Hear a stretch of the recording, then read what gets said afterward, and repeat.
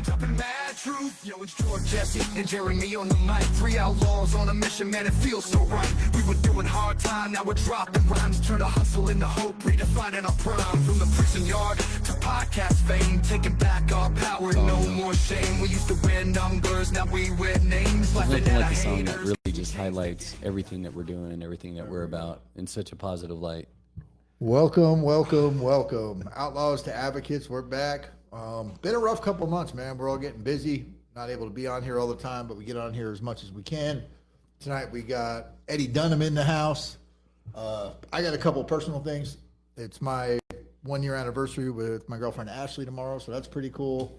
And then, thank you. And then I got an uncle in New York, my Uncle Charlie. And he watches this all the time. And he's like, man, you got to give me a shout out. So what's up, Uncle Charlie? It's you're going to have to come on one of these times. Hey, Charlie. Hey, Charlie. Hey. So, yeah, man, it's really good to have everybody to be back here, to be sitting at the table again, doing our thing. I really appreciate everybody being here.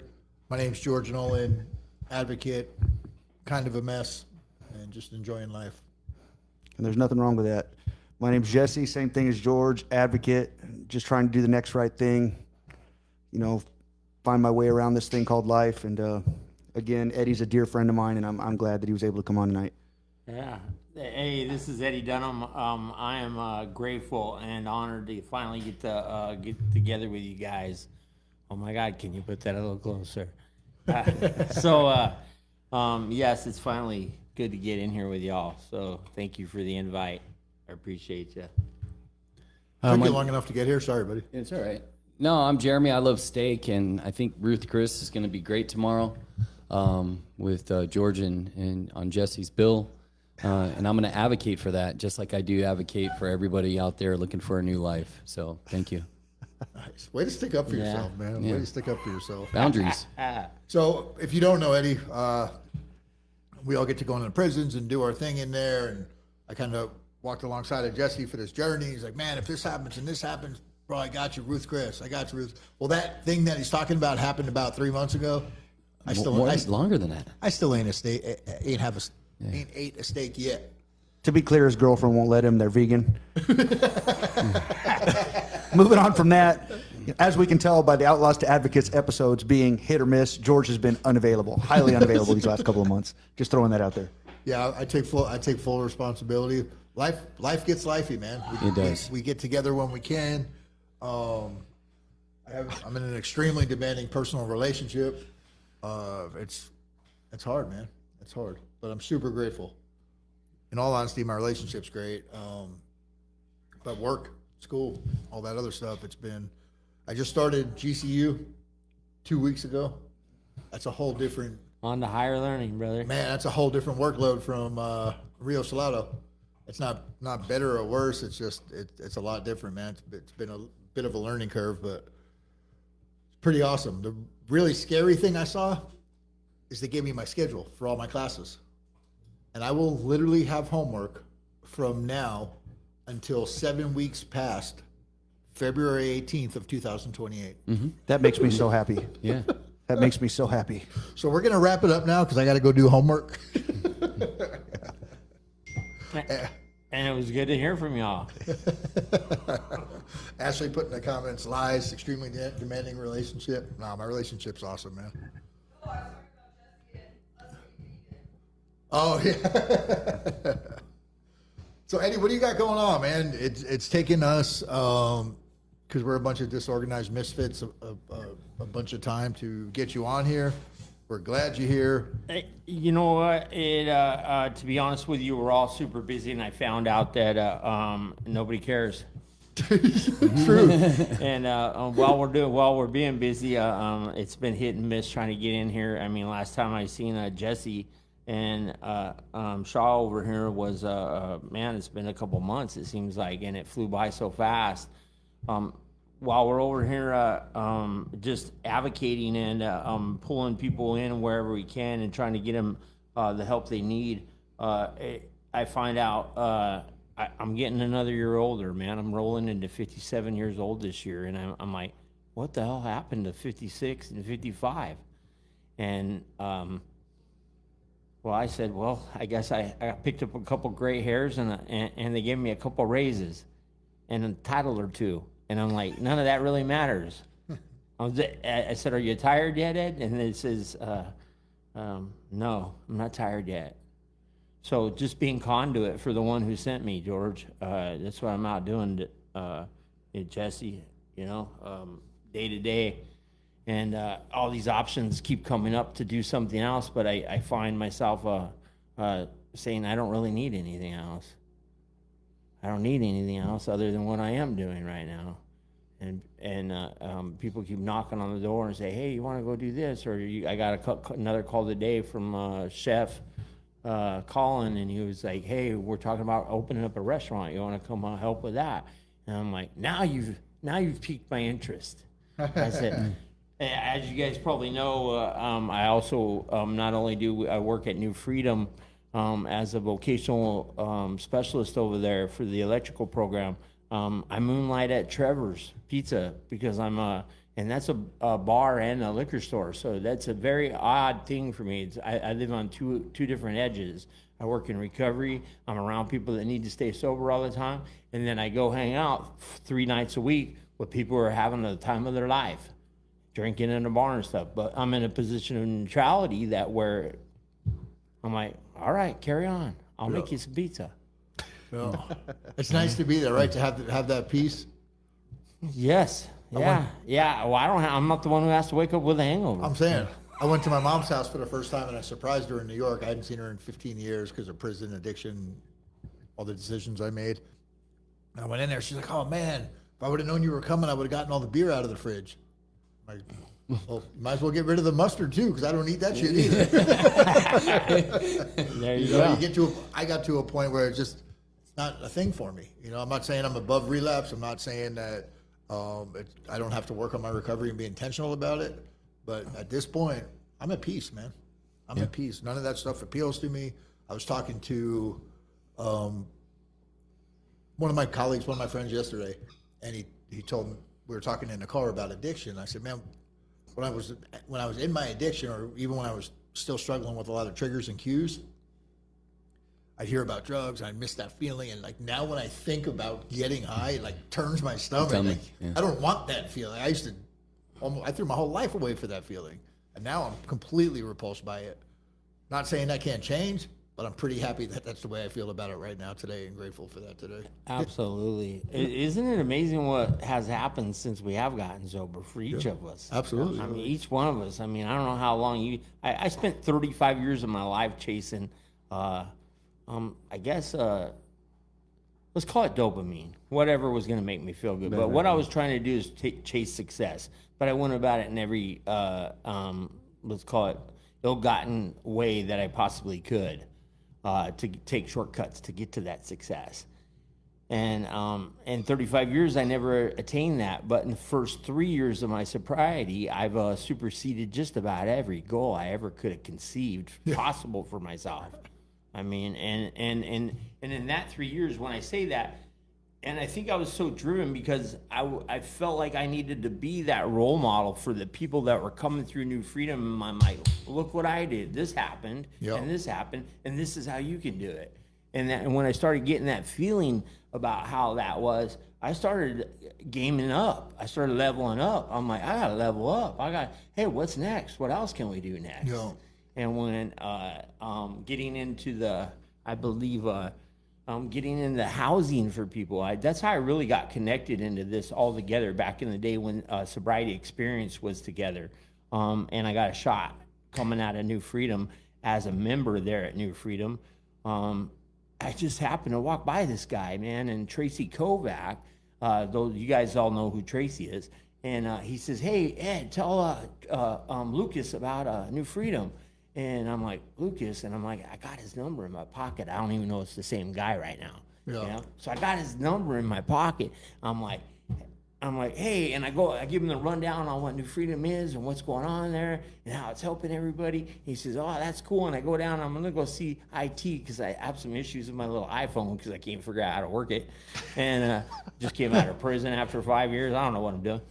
But so, and then it's like, God, stop me. And he grabs my shoulder, and says, that's Lucas. And I'm like, oh, yeah, that's kind of an odd name anyway. And I go run back up there and I says, hey, man, Lucas, do you run a place, do you run some sober living houses? It just comes out of my mouth kind of like that. And he says, yeah, I do. And I says, you're looking for a house manager, aren't you? And he says, I am. Your name Lucas Fernandez? He says, it is. And I said, I got your number in my pocket. I'm supposed to call you. I'm the guy you need. I just tell him just like that. Yeah. And that's how it all got started, right? Coming right out of New Freedom. And that's doing RSS in prison. And that's doing peer support at New Freedom while I was coming through there, because that's all we had. Now we have a vocational, a whole vocational program. For the people that don't know, Yeah. you said RSS in prison. Can you explain that? That's a recovery support specialist, and they were throwing some bait out there. I want to call it bait because I never got the whole enchilada of what that was, because I thought we were going to get certified by the state. They made it sound like we're going to get certified by the state. So we had some couple guys that did get certified by the state and then became facilitators for the recovery support specialist program. So what that is cognitive behavioral therapy, basically. We're going to go touch in with, but it was for people who were ready and wanted to explore stuff. Right. On that level. Well, this, I don't want to take over your show by any means, but I'm going to tell you a story about how it happened here. You're here to take over the show. Just to be clear. Well, here it goes. It's your show today. I'm sitting on the bunk I must have been over at La Paz. I had already done some time over at Cibola, and then I got leveled down to La Paz, which was a monkey fest, and just 1,200 guys running around like they did not, It's crazy over there. Yeah, huh? it was out of control. So not much discipline going on or anything like that. And I'm like, wow. And I'm like trying to figure out why the hell I'm back in prison. I'm sitting on my bunk, and I got some of that information while I was sitting over at Cibola first. But I started. That's where the journey started.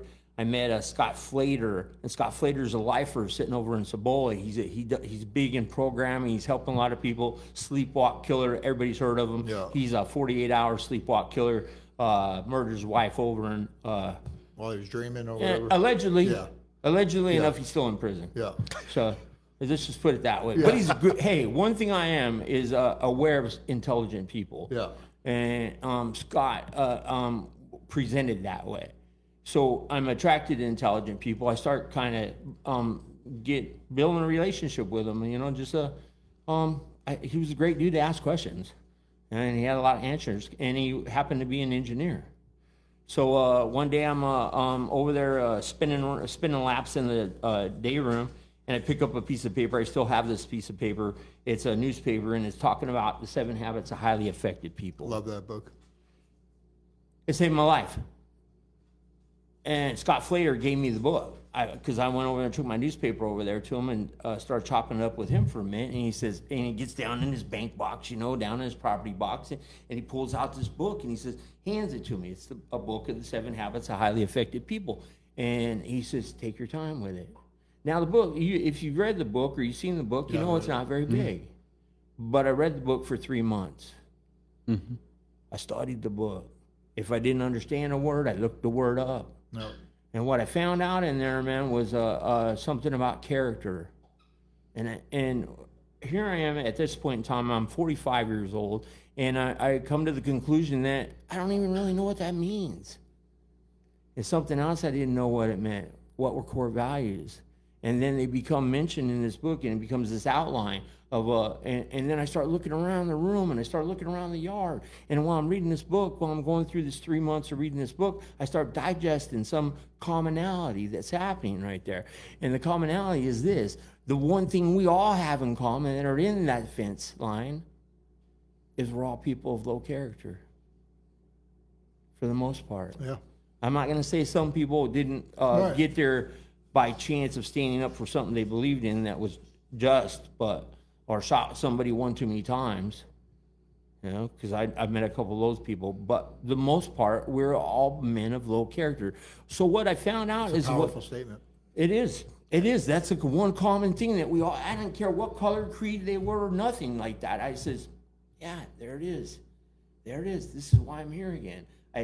when I say again, this is my third term in prison, and I'm getting ready to put in another 6-piece, and this was after a rinse and repeat had happened, and I'm going to tell you that story because it came with a deadly consequence, and today I have one hand because of that, and when I'm out there on the streets, I got caught slipping. I'm having one of those. I'm on a hot one, you know, and I'm out in front of my girl's house, and arguing with her on the phone, face down. I ain't got my head's not on a swivel like it usually is.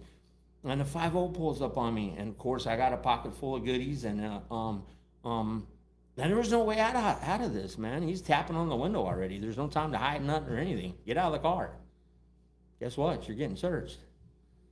And I picked up another felony right there. You know, so while processing the concept of this new felony, I'm like, there you are again. Here you are again. You built everything again only to tear it apart and go back to prison. Yeah. And because when I called the county attorney's office up there and said, hey, what am I looking at, you know, and they're like, 5 to 7, Mr. Dunham. What do you mean 5 to 7? I haven't been in prison in 10 years. And they're like, well, you had an aggravated DUI back here, and they don't fall off your record. And I'm like, but it was a fucking teener. Is what I'm thinking. This is what I tell the prosecuting attorney's office. I'm like, it's a teener. You want to give me 5 years for a teener? And Yeah. I'm like, I sure do. Hey, Yeah. that legal argument has solid basis. yeah. I'm like, Still to this day, I think it does. yeah. So I Sorry to hear that, dude. I get in deep, you know, I'm right back there contemplating. I'm like, oh my God, I do not want to go back to prison. I don't want, man. And then one day I used to do remodel work out there. I used to do contract work, and I'm finishing up a job out in about 49th Avenue in Thunderbird. I'm right around the corner from the Banner Hospital, if anybody knows where that's at, off of Thunderbird Road there. And I should have been in the hospital. Instead, I'm in this house finishing up this remodel. And I contemplate this idea. I come to the conclusion after looking in the mirror, and I seen something in the mirror that I had never seen before. I wasn't capable of looking at myself in the eyes. Sure. I couldn't see my eyes. I couldn't look at myself hardly. It was like I kept trying to look away. And I contemplated that, you know what, George, I know you know some shady people. I know Jesse, Shaw, y'all know some shady people, some really bad people. But what I came to that conclusion that day is that I was currently looking at the biggest piece of shit I had ever met. It's a hard realization. And I wasn't a good father. I wasn't a good brother. I wasn't a good dad. I mean, I just wasn't good. There was no good qualities about me. All I was shady, man, in every aspect of the way. All I did is lie and manipulate to get my way. And I was like a Mack truck running down the road trying to get mine. You know, and that's when I came to that conclusion is that I was just in this rinse and repeat cycle of doing that shit and bullshitting people and running game. I'm like, man, if anybody had treated you the way you've treated you, you'd probably kill that son of a bitch. And the idea was born. Now the idea's in your head. Now, because we are here's something I learned along the way as well, is that we become what we think. Absolutely. That's correct. And that thought right there, I had contemplated that, yeah, you're a pretty big piece of shit. You should go ahead and kill yourself. So when that thought came to my mind, I brought my sliding compound miter saw in the back bathroom of this house. Now I've screwed all the doors shut. I've literally locked the client out of his house, my buddy Dino. I'm doing some Brazilian cherry wood floors for him, finishing up a remodel on his bathroom, doing some great stuff. But I had some resentments at him too, because he was mad at me for not showing up on time, and then I'd gotten arrested with some of his money and a few things. So, and rightly so, he was mad at me, of course, but it was my own resentments. Yeah. So I said, well, shit, I'll just kill myself at his house then. You know, I didn't care. You know, you don't care about anybody. You said you're going to kill yourself at his house? Yeah, hell yeah. That was your plan? Yeah, that's the plan. You know, because you don't really give a shit about anybody but yourself. Yeah. Right? Poor me. Poor me. Yeah. And I dragged my sliding compound miter saw in the back bathroom, man. And at first I was going to cut my leg and my hand off. And for moments, just a moment, I had a moment of clarity. And I said, no, you'll probably bleed to death. And I'm thinking, but now that I look back on it, I said, wasn't that the plan the whole time? But so I pulled my leg off there, and I still have a little skid mark on it, a little scar on my leg where I test drove the blade. And I was like, nah, here. And I just kind of jumped down from that position, put my hand under there, and swung that saw back. And then I bled like a Rob Zombie video. And I'm going to tell you what, man, the heart is a hell of a pump. It's pumping blood, baby. So when that hand, and it didn't cut it clear off, it bound up on my tendons on the backside of my wrist here.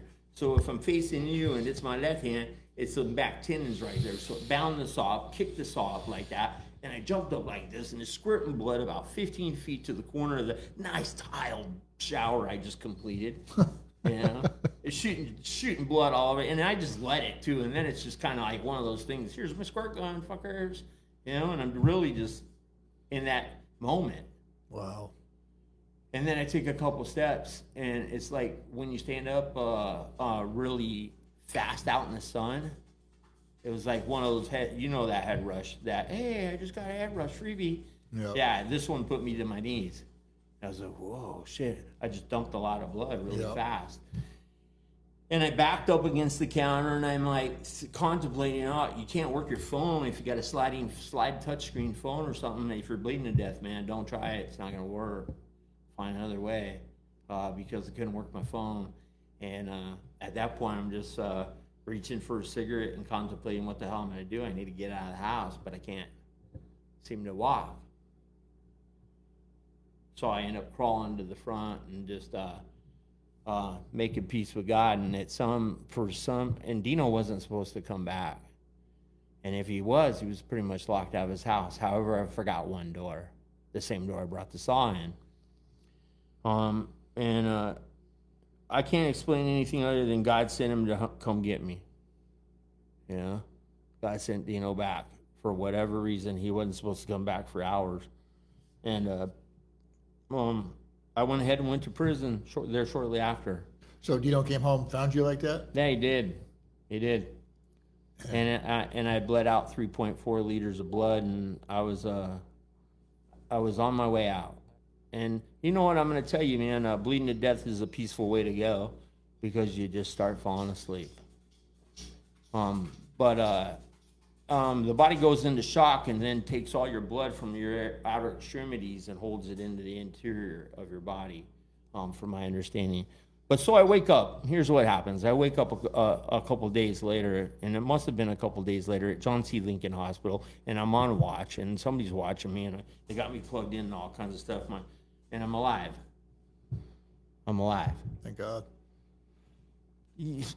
I wasn't feeling that grateful. Right.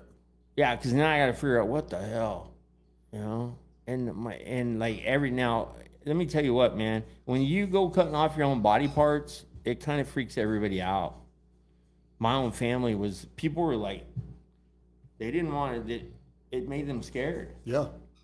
You know, and that was something I had, that was a trauma I had to then endure. Like, you were ostracized. You were like, you know, no, here, man, and nobody really wanted to even help. They were like, hey, man, you better get it figured out, you know. But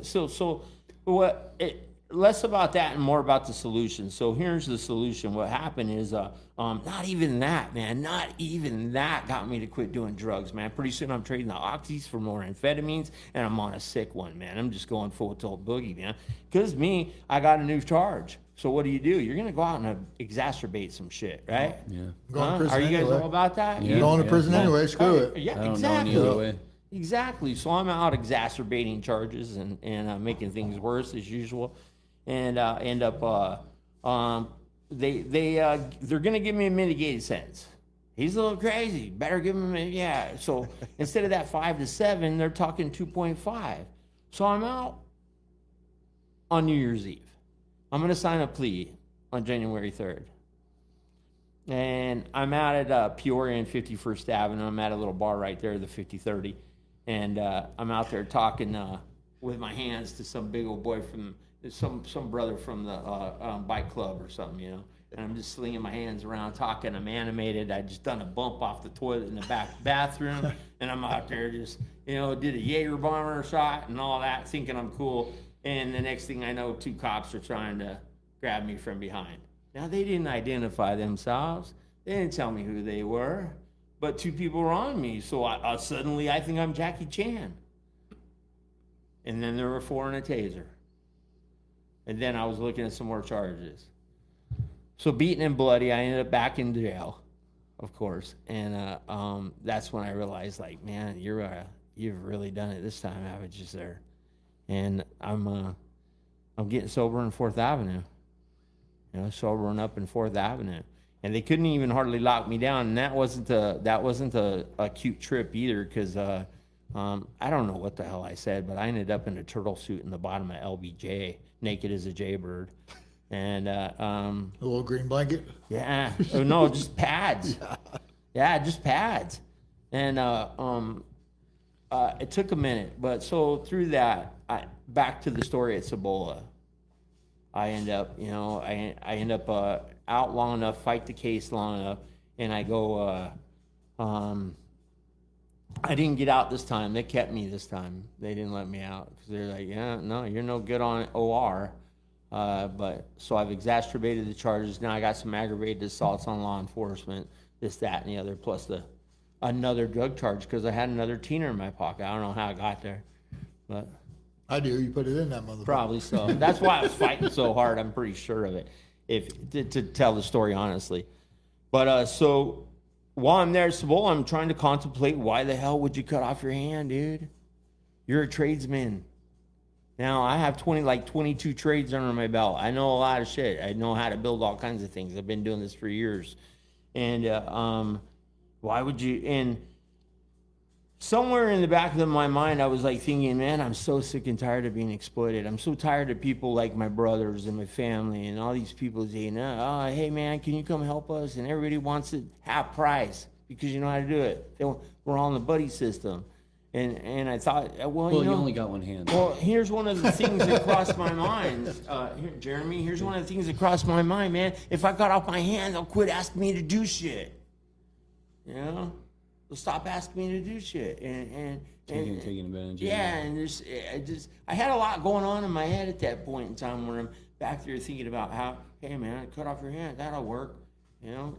God, I'm just grateful I didn't have a pistol because here's the deal. I went on to get certified as a BHT, got a fingerprints clearance card.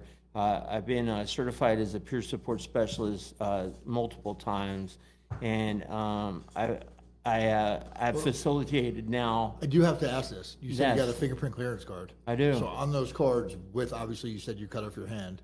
What do they put in the other one? Like do they have to annotate Blank. it? Yeah, they have to. They Yeah. annotate it or something? Yeah. Okay. That's what I. Yeah. It popped in my head. There's no fingers there, man. So I should have got it at half cost, right? I definitely get my pedicures full price and my manicures half price. Yeah. So I'm just, first of all, I think you're an incredible idealist. I can't imagine. So you're a craftsman, tradesman, and you take pride in working with your hands, and you have one hand now, Right. and you're able to accomplish so much, right? It just goes to show you the value of like what reentry is all about, and this process of repetition, and learning how to navigate situations and overcome these barriers, because you're still a really good tradesman, and you help develop other individuals through a process of repetition, learn how to get at the same level that you are and what you're able to do for somebody's home. I think that's pretty incredible. Well, thank you. You know what it is, Jeremy, and I tell them all this, and this is for anybody out there. The only thing we did, and the only thing you guys have done, and I look at it all the time, and I contemplate introspectively and say, the only thing I really did is change my what I was consistent about. Yeah. Because I was consistent about getting high. I was consistent as hell about getting drunk. I was consistent as hell about chasing ass. All I had to do was change my consistency and what I was consistent about. It's so small. Like I talk about it pretty often. I was leaving the gym over on 43rd, and when I lived in Freedom Sober Living, there's a EOS over there, and I'm leaving the gym. This kid walks by my car. He's got a bag of stuff over his shoulder. He's got a girl with a face picked apart. Nice. And I'm like, fuck. I'm like, man. And he heard me. And he's like, hey, bro, it's not as bad as you think. I knew him. So I was a peer support in prison. Not as bad as you think. Twice. First when he got out from Globe, and then when he came back and at the Second Chance Center, I got this, bro. It's not as bad as you think. Well, I know other people have different stories, whatever. Like, I'm a real dope fiend, like a real dope fiend. So I have no room to judge anybody. If you choose to get high, if that's the path you want to go back down, or you end up back on and that's where you want to stay, I get it. I accept it. Good for you. You're not going to be part of my social circle, but I'm not going to judge anybody. I have no room for that. So we have a little conversation. I offer, get him treatment or get him something to eat. He says, no, I just need money for a bus. Not giving you any money, bud, but I'll feed you. Nah, I'm good, man. He walks off. Well, he probably went and got high that day, right? That's the question I ask in the prison. You think you got high? Like, oh yeah, for sure. So his behaviors are great. His goal was trash. He's willing to live outside, take everything he owns in a bag over his shoulder, and walk across Phoenix in 110-degree heat to go achieve that goal. If you take that same kind of perseverance and apply that to something meaningful, you apply 30% of that to something meaningful, you're going to blow everybody else out the water. Same thing with you, being consistent, showing up. We had a group in prison a couple of weeks ago about altruism. I personally don't believe in altruism. I believe in doing good things for people. I absolutely believe in that. But I believe at the very core, at the very foundation, we have an expectation. When I do these good things, I'm going to feel good about it. Absolutely. I'm going to feel good about it. And with altruism, you do those things without any expectation. I can't tell you that I don't have any expectation. I can't either. I do this stuff because it makes me feel really, really good, and I believe that's okay. So you talked about dopamine earlier. I think all of us at this table get our dopamine now from service work. Absolutely. And staying consistent with it, right? Absolutely, that's the plan. I convey that to classes time and time again. I train electrical vocational training there at New Freedom, and that's one of the things I tell. Here's what I tell them, because I learned. This is what I learned. I said, and make no mistake about it, all four of us are doing exactly the same thing. Ashley's in there doing the same thing too, and everywhere I go, we're all doing the same thing, the exact same thing. We're chasing down wellness and well-being. Yeah. That's it. Yeah. If you think it's anything other, everything else is related exactly to those two things, wellness and well-being. Because without wellness, the well-being doesn't really matter. If you're not well and healthy, none of that matters. You don't care how much money you have. You don't care how other people are feeling. You just want to live another day. Yep. But when you're well and everything, and you're feeling healthy, you want wellness. Yep. Whatever makes you feel good, right? What, your people, a steak.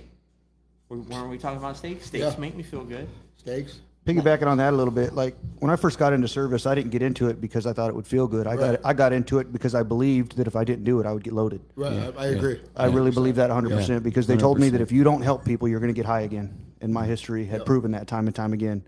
And then when I started helping people, that's when I started to develop that character and that integrity and that self-esteem that I never had, because all of a sudden I could look myself in the mirror and I was proud of what I saw because of the things that I was doing. No. But I didn't know that it was going to work like that until I actually walked it out. And I had to walk it out by taking the suggestions of others because what I was doing wasn't working. Yeah. And that's the thing, like early on, it's such a transition because I'm the dude that's stealing your car. I'm the dude that's robbing your house. I'm the dude that's doing everything I can to get that needle in my arm. I don't care who it costs. I don't care who it hurts. This is my priority. I'm going to make it my priority. Then someone comes and says, hey, if you just help people, if you just be a part of service, if you just change that stuff, you'll be okay. I never saw it, but like you were there. You got to a point where you were cutting off body parts because you were so lost. It was mental anguage. Yeah, absolutely. Yeah, the mental anguish was so deep and strong. I wanted that to stop, and that'd take physical pain over that in a hot second. Because the torment, the torment of God, you're a piece of shit. I have friends and family from that love me. You're like, oh well, you're always out partying. I stopped partying probably when I was 20. It wasn't a party. It got pretty fucking dark after about 21 on. Absolutely. There might have been a smile on my face. I might have been doing things in certain places that were the appearance of being out at a club or at a bar or whatever, but it definitely wasn't a party. Yeah. It was complete isolation, Misery, desolation, misery. no So future. while you guys are talking about the service work and how it comes back into play here, while Jesse was talking about not knowing that, not going into it for that reason. Listen, when I got enlightened by the 7 Habits of Highly Effective People, I was like a brand new Christian on the yard right now who just found Jesus. I'm talking about You're core. that guy? I'm talking about core values. I'm talking about why we're all there. Hey, you know, if you just change this, and people either came to me or they fled. Yeah. Yeah. You know, Oh, yeah. they're like, Hey, this, they went like hell. this guy, Definitely this one, relate to that. they're like this Yeah. one hand. Yeah. You know what I'm talking Yeah. about when you get enlightened on the yard. So it wasn't just that. So I started reading everything, and so when I got a hold of Joseph Murphy and I started understanding the principles related to our subconscious mind, and understanding also that the universal laws are directly connected to this thing that we're of this service work. It's not it's the law of vibration where there's an abundance for everyone. That's right. And what we start to vibrate, we resonate, and then it becomes everyone's to have, that resonate with what we're vibrating. And when I got that kind of concept down, and that seems kind of deep and out there for some people, I'm sure, unless they're totally tuned into the fact that that's the truth. Here's the truth, as I know it. I'm a living organism on the planet. You guys are living organisms on the planet. And here's what I learned in prison. As living organisms on the planet, there's 62 laws that apply to human beings, and 12 of those are master laws. And if you can break down those master laws and get your core values to align with those master laws in one way, shape, form, or another, figure out what those are, and if you can align your core values with those, man, you're not leading with your chin anymore. You're walking in harmony with what you are. And what are some of those master laws? Master law number 1, the law of oneness. We're all connected. Yeah. We're Whether all Period. connected. Whether you like it or not. Whether you Yeah, like it we're or all not. connected. We're of one thing. We're all the living organism called the human species on the planet.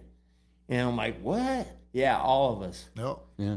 Doesn't matter where you're from, what creed, and that's the same thing with religion. When I started talking about religion and chasing it down, and which one's the right one, and which one's this one. Well, guess what? They all say the damn same thing. Yeah. Exact same thing. When I chased them all down, they're saying the exact same thing. And if you're Graham Hancock, or I'm sorry, I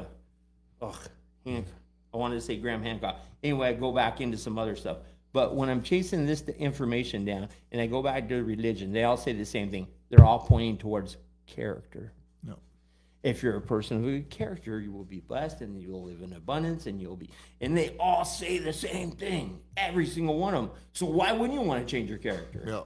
The problem is, though, is defining what good character is, because there's been times in my life when I have been a total scumbag piece of shit and believed that I had good character. Yeah. And no, there's been times when I believed it. I call that delusional. Yeah, it's a disillusion. Oh, there's terms for that. Yeah, But Bill, I Bill definitely- W highlights that stuff pretty. Yeah, I definitely cannot Absolutely. say. Or yeah. you think, well, how many times have we thought we were doing something good for somebody? Look, man, when I was a contractor, I gave a lot of people jobs. Yeah. But I just wanted them to get the work done so I could get freaking paid. Yep. Or made sure that the dope man got paid, but would leech off my parents the majority of my life. So where you're going back to that whole doing things and hoping, hey, man, there's not a time, I can't think anymore that there's a time that I know I'm going to feel good if I help people. So I tell every class, I'll start every class with this. I said, you're all connected. Get used to helping each other. You're going to stand to each other hand in hand, putting electrical pieces together. There's a good chance you're going to go live together. You might even be riding in the same car together to get to and from work. So you better start acting like brothers and sisters and treating each other like brothers and sisters. Another thing, none of the shit you own is yours. You're just a steward of it. You think it's yours, but it's not. Just like my Lexus outside. It's not mine. I just get to use it until it either breaks down or... Is that we yours trade- back there? That, the little gray one? Yeah, that's nice, man. Well, thank I was you. wondering whose that was. Yeah, man, they're neat cars. Cool, man. Yeah. I used to ride a bike. Enjoy the lease on it. No, that's just hard work and you know. Well, you just said like nothing's ours, so enjoy your lease Yeah, on it. well, yeah. Believe that. Yeah. I believe that 100%. I'm just Absolutely. like, everything's just like, hey, and the faster I give it away, it seems like the more crap I end up with.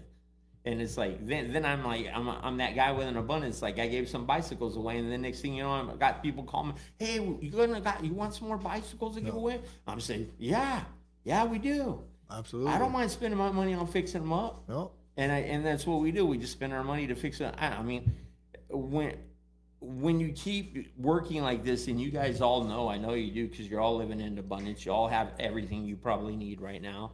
I mean, minus this or that one little simple goal, or maybe a house or whatever's next for you. I don't know.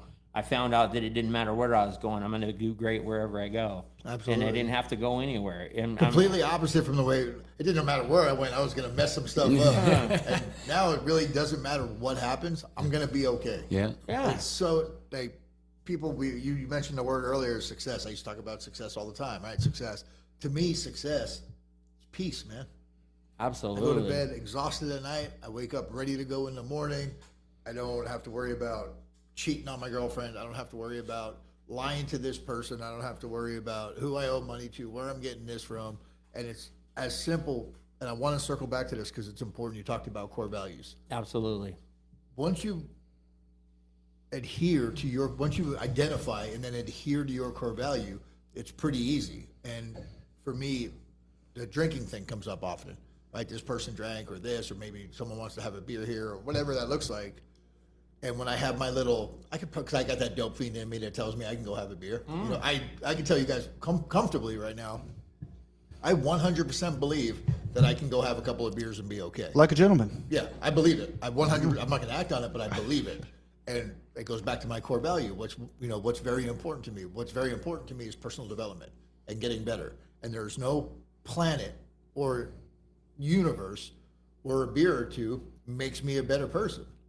So whether I want to drink or not, if my core value is getting better in personal development, is a couple of beers going to help me get there? No. Absolutely not. So I'm not going to drink. I agree with you 100%. It takes away that whole struggle and the inner dialogue, and there's no benefit to it if I'm living by my core values. Well, we're teaching, and I don't know if I'm pretty sure y'all are, wherever you're going, wherever you're at, and all your professions, is that we're teaching that one thing is that if it doesn't add value, it doesn't belong in your life. Absolutely. Same thing with people. Yeah, exactly. And I mean, I've been trained and told that I'm supposed to love everybody, but some of them have to be loved from across the street. Yeah. We're down the block, next neighborhood over. Yeah, it's okay. And even if they're family, I can still love them. Hey, I love you, and I'll do what I can for you, but I'm gonna love you from over here. Absolutely. Talking about adding value, equally as important as the people that I have in my circle need to add value to my life, I need to add value to theirs as well. Absolutely. I need to give as much as I receive. 100%. And that's something we hear, especially in our community, all the time. Man, I got your back. I die for you. I do this. I love my family. I die for them. Are you going to live for them? How about living for them? How about you quit smoking? Or how about you go to school? Or how about you get a job? How about you do the shit that you shouldn't be doing? Or stop doing the shit you shouldn't be doing and live for them? Because it's great to say, I die for you. I got your back no matter what. I'll take a bullet. Yeah. Live for me, man. Live for me. Live your best life. Show me what that looks like. Because that's the hard part. Dying for somebody is easy. Living for somebody is something you have to do every single day over and over and over again and do your best all day. That shit's hard. Correct. Absolutely. I mean, George got out of prison. I laced him up with furniture. I mean, we got him a brand new beanbag, a brand new queen size bed. We're talking top shelf. I mean, I just plugged him. This podcast, the value this podcast gives to our community is that we keep things truthful. Yeah. Okay? That's important. And Jesse knew I was in a vulnerable place. I had just gotten an apartment. I had, I think, 4 pairs of socks, maybe a pair of pants and a shirt. I think I had a pot. Doing the most. I think I had a pot and like a Absolutely. gallon of milk. I might have had some macaroni and cheese. I don't know what was in the food box. So he needed furniture. I was I adding needed furniture. value to his Jesse's like, life. bro, I got a whole garage full of furniture. Come on over here, this and that. It's dark, first of all, but I could still see it was. I was making bad decisions by taking any of this stuff. There was somebody else there who was still struggling with their addiction at the time, and he was heartbroken that I was taking any of this stuff. So I definitely knew that was a problem. I get home, I unload this stuff. This piece of shit mattress came off my car while I got 2 blocks away because I didn't even have bungee cords there. So he didn't even treat it with love. I get back to my house, I turn on the light, I'm like, no way, dude. No way. It took me about, I think until yesterday to get those bed bugs out of the apartment that I haven't lived in 6 months. It was terrible. He had really good intentions, but I also served a purpose. I got some of that shit out of his garage. Yeah. I would love to let you have that story, but we're out here spreading truth to the community. We got to hold people accountable, and that's kind of. I think that's when I called you and I asked you, do you need anything? You're like, no. I had trauma. Yeah. I just want to do this for somebody else. No, I'm good. There's that- And then on the flip side of that, something that's really cool. When my car blew up coming back from Safford, I'll never forget that morning. My car blew up. I did a little post on Facebook, and I'm a wreck, right? Car blows up. Oh my God, my whole life went to shit. That's what my old mindset was. My car blew up. I'm sitting on the side of the road, just texting how grateful I am that I got to go speak about reentry in Safford, waiting on a tow truck, whatever. It's a couple $100. I got it in the bank account. I'll get home. We'll figure it out. A little stressed, but whatever. The next morning, about 6 a.m., my phone starts ringing. Jeremy called. My buddy Scotty called. Like 7 people called, and were like, "Hey, bro, do you need a car?" My buddy Scotty's like, "That must have been an expensive tow. Do you need some cash?" I'm like, "Holy shit! Like, I have a ton of support." I don't think Jesse called, but everybody else did. Wow. But yeah, that's when I realized, like in that moment, because it's easy to be nice and to be kind and be grateful when things are good, but when things are shitty, that's kind of when you find out what's what. And I found out what's what is that I have a ton of real, tangible support in my life, man, and it was really good to see. That's crazy. That you mentioned that is that our topics last night in class were social support networks, and building these social support networks. And I think the same thing because I was talking about my phone and the 500 contacts that are currently in this phone, as opposed to the types of contacts I used to have in the phone. Yeah. And I was like, and I happened to be walking through the Hall of New Freedom, and this guy was talking about being a peer support specialist. And I said, "So you want to be a peer support specialist?" And I said, "Let me break something down for you real quick." And he says, "What's that?" And I says, "Start working on getting your fingerprint clearance card. Start going to get and here's what I got for you. The walls of New Freedom are talking to you. What's on the walls of New Freedom is resources." And I says, a peer support specialist is a resource specialist. See, we all have a story about what happened to us and how we got from point A to point B, the actions that we took. It's into action. It's in the big books, in the action. We can repeat that, regurgitate that time and time again. But what did you really go do that got you? Where did you go? Did you go to the bishop's storehouse? Did you go to a clothing closet? Where did you go? How did you get there? How did you get your bus passes? How did you get this? How did you get that? What happened when you ran into a little problem? Did you call your support network? Did you use those little things? Because we make them make a little list of 10 in vocational. And here's your little list of 10 people to call. And if one of those people isn't me, then you missed the beat.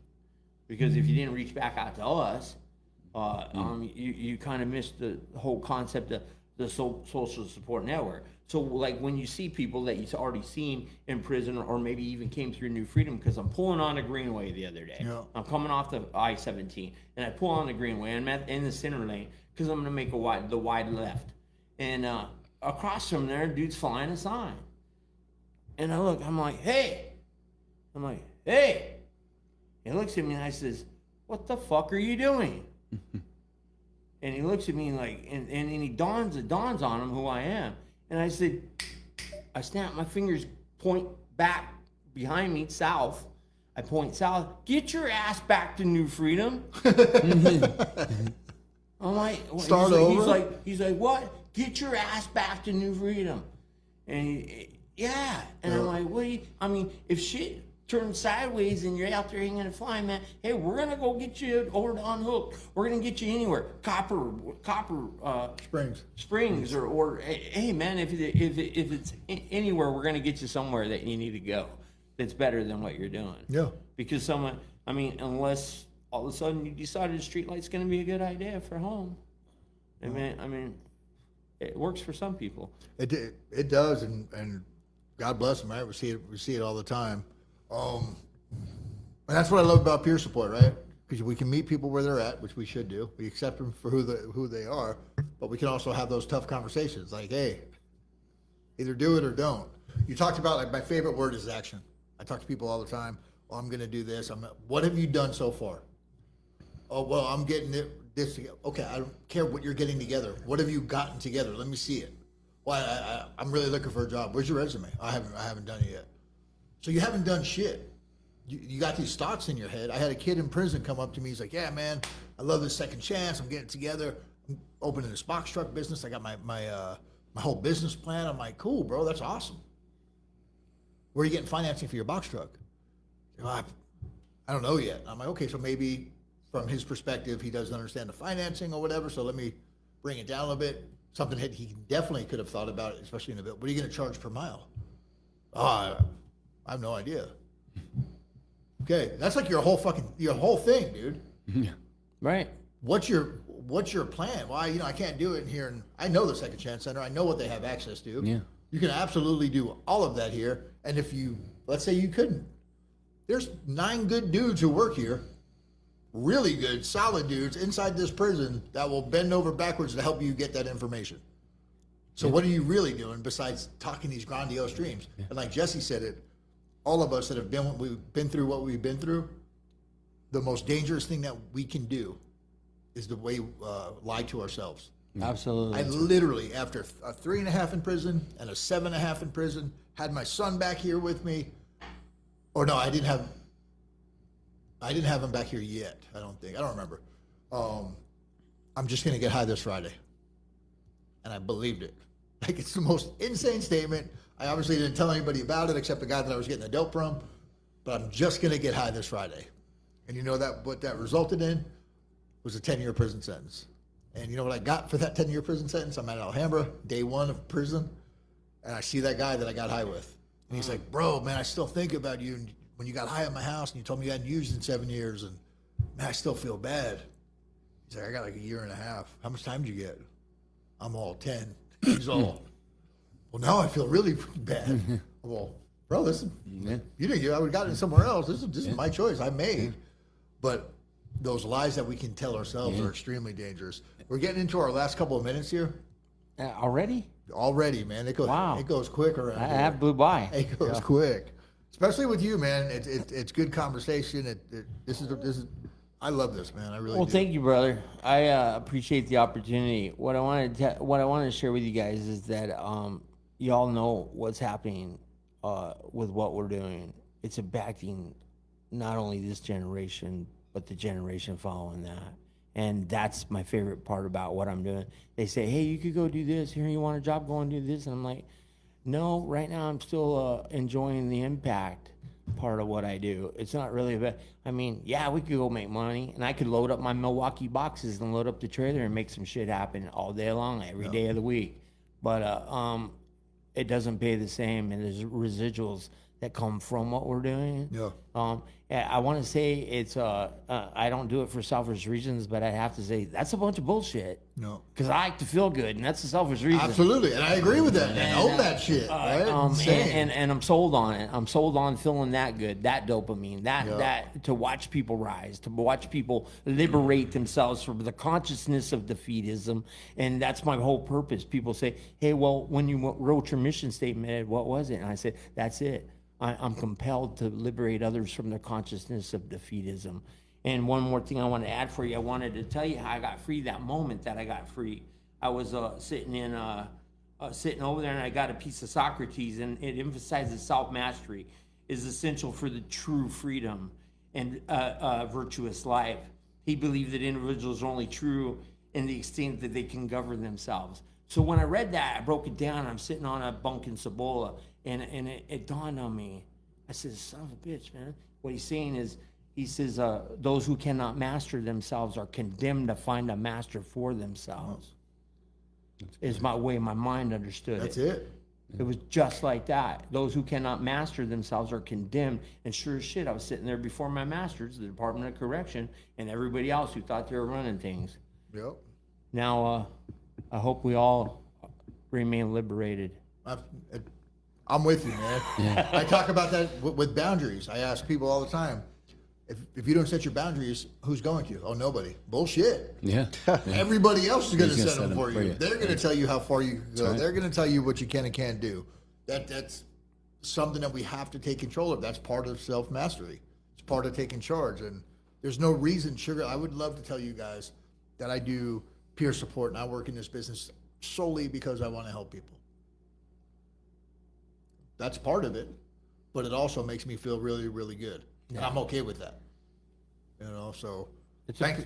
It's pretty high purpose. Absolutely, man.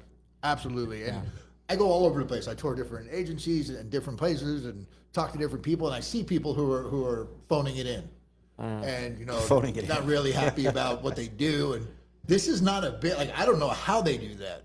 Like, if I was doing HVAC, no one's air conditioning would be working because I would hate it. I probably wouldn't even show up.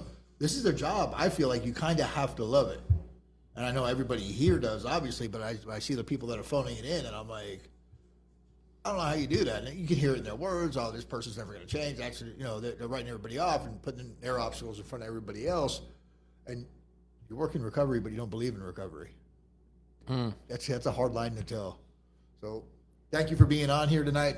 Dylan just checked in. Dylan's a hugely awesome person. Dad of the year now, building dirt bikes and bikes for his kid. And every time I talk to him, his life is so centered on his son, man. Awesome. It's really good to see you on here, Dylan. It's a great center to you have. guys, absolutely, man. Absolutely. You got anything before we close off? We got a minute or two. Yeah, I got something real quick. I mean, in addition to everything that you said, of course, you know, for me, one of the things that I had to ask myself is, you know, what do I want to leave behind? You know, what does success look like?